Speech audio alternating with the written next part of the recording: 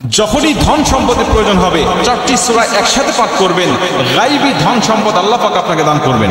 অবাক করা একটি হাদিস রাসূল সাল্লাল্লাহু আলাইহি ওয়াসাল্লাম আমাদের জন্য চমৎকার ভাবে এই হাদিসটি বর্ণনা করেছেন। আনাস ইবনে মালিক রাদিয়াল্লাহু তাআলা আনহু হাদিসটা বর্ণনা করেছেন। তিরমিজি শরীফের 2895 নম্বর হাদিস। তিনি বলেন আন্না রাসূলুল্লাহ সাল্লাল্লাহু আলাইহি ওয়াসাল্লাম ক্বালা লিরাজুলিন মিন আসহাবি, রাসূল সাল্লাল্লাহু আলাইহি ওয়াসাল্লামের কাছে একজন সাহাবী আসলেন। নবীজি তাকে জিজ্ঞাসা করলেন, হে সাহাবী, হে অমুক, তুমি কি বিয়ে করেছো? তিনি বলছেন ক্বালা ইয়া রাসূলুল্লাহ, আমি বিয়ে করি নাই। আল্লাহর কসম, আমি এতটা গরীব যে বিয়ে করার জন্য যে সম্পদের প্রয়োজন, এই সম্পদ আমার কাছে নাই। আমি এতটাই গরীব যে বিয়ে করার জন্য যে মালের প্রয়োজন হবে, সম্পদের প্রয়োজন হবে, এইটুকু সম্পদ আমার কাছে নাই। নবীজি, আমি কেমনে বিয়ে করব? নবীজি সাল্লাল্লাহু আলাইহি ওয়াসাল্লাম বলেন, ক্বালা আলাইসা মাআকা কুল হু আল্লাহু আহাদ, তুমি কি সূরা ইখলাস কুল হু আল্লাহু আহাদ আল্লাহুস সামাদ লাম ইয়ালিদ ওয়া লাম ইউলাদ ওয়া লাম ইয়াকুল লাহু কুফুয়ান আহাদ, এই সূরাটি পারো না?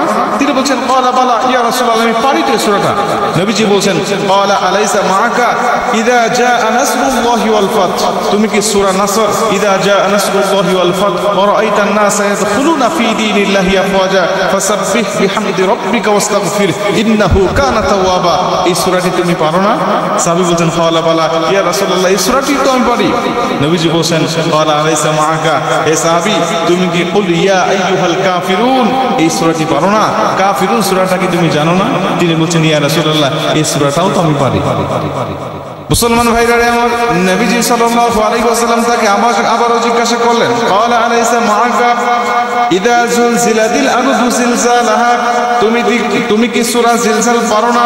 সাহাবী বলেন ক্বালা বালা ইয়া রাসূলুল্লাহ, সূরা জিলজাল তো আমার মুখস্থ আছে, প্রত্যেকটা সূরা আমি পারি। যে চারটি সূরার কথা আপনি বললেন, নবীজি বলছেন এই চারটি সূরা তুমি পাঠ করো আর তুমি বিয়ে করে নাও। নবী দুবার বললেন, তুমি যদি এই চারটি সূরা নিয়মিত পাঠ করতে পারো, আমার আল্লাহ পাক তোমাকে গায়বী রুজির ব্যবস্থা করে দিবে। তুমি যদি চারটি সূরা একসাথে পাঠ করতে পারো, আমি নবীজি বলছি, তুমি বিয়ে করছো, বিয়ে করতে ভয় পাচ্ছ না, ভয়ের প্রয়োজন হবে না। আমার আল্লাহ তোমাকে গায়বী রুজির ব্যবস্থা করবে, গায়বী তোমাকে সাহায্য দান করবে। এই হাদিস থেকে প্রমাণ হয়, যদি আমরা এই চারটি সূরা সকাল বিকাল যখনই আমাদের মনে হবে, বা 5 ওয়াক্ত ফরজ নামাজের পরে যখনই আমাদের স্মরণ হবে, মনে হবে, তখন এই চারটি সূরা যদি আমরা পাঠ করতে পারি, এই চারটি সূরাই কিন্তু ছোট্ট ছোট্ট সূরা। আর আমরা নামাজের মধ্যে এই সূরাগুলো তেলাওয়াত করি সবচেয়ে বেশি। এই সূরাগুলো কিন্তু আমাদের অধিকাংশ মানুষের মুখস্থ রয়েছে। এই চারটি সূরা যদি একত্রিত পাঠ করতে পারি, বা যখনই স্মরণ হবে আমরা সিরিয়াল মেনটেন করে সূরা জিলজাল আগে পাঠ করলাম, এরপরে সূরা কাফিরুন পাঠ করলাম, এরপরে সূরা নাসর পাঠ করলাম, এরপরে সূরা ইখলাস পাঠ করলাম। অথবা হাদিসের যে ধারায় বর্ণনা হয়েছে, হাদিসে নবীজি আগে বলছেন সূরা ইখলাসের কথা, আমি আগে সূরা ইখলাস পাঠ করলাম, এরপরে নবী বললেন সূরা নাসরের কথা, নাসর পাঠ করলাম।